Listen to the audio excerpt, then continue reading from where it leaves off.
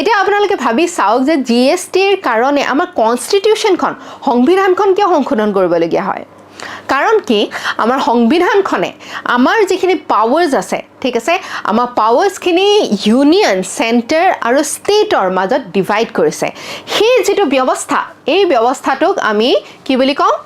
সেই ব্যৱস্থাটোক আমি ফেডাৰেলিজম বুলি কওঁ ঠিক আছে এই ফেডাৰেলিজমৰ অনুসৰি কিছু পাৱাৰ সেন্টাৰ মানে কেন্দ্ৰৰ ওচৰত আছে আৰু কিছু পাৱাৰ আমাৰ ষ্টেটছ ৰাজ্যসমূহৰ ওচৰত আছে এটা জিএসটি ইমপ্লিমেন্ট কৰাৰ পিছত বহুত এনেকুৱা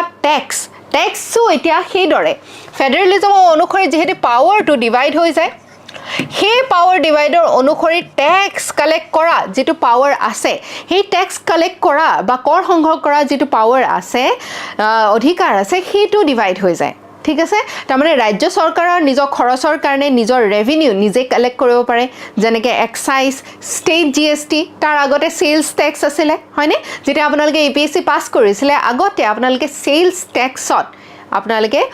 মানে নিযুক্তি লাভ কৰিছিলে কিন্তু জিএসটি অহাৰ পিছত এতিয়া আপোনালোকৰ সেই নমেনক্লেচাৰটো নামাকৰণটো বদলি হৈ গৈছে ঠিক আছে সো এই পাৱাৰটো ফেডাৰেলিজমৰ পাৱাৰটো আমাৰ সংবিধানখনে আমাৰ দুই পক্ষকে দিছে সেন্টাৰত কেন্দ্ৰীয়ক দিছে আৰু আমাৰ ৰাজ্যসকলকো দিছে যেহেতু জিএসটি অনাৰ পিছত এই পাৱাৰটোত হাল হলনি হ'ব সেই কাৰণে সংবিধানখনত আমাৰ ইয়াৰ কিছু সংশোধন কৰাৰ প্ৰয়োজনীয়তা আহি পৰে ঠিক আছে